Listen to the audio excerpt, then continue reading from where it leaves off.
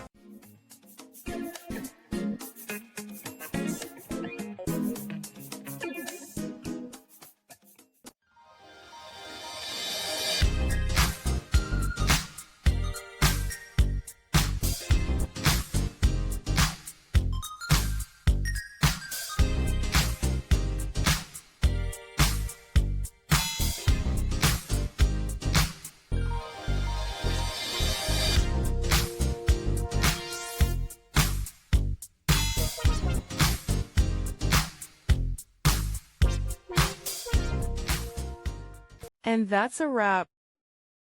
I hope you found the answer you were looking for.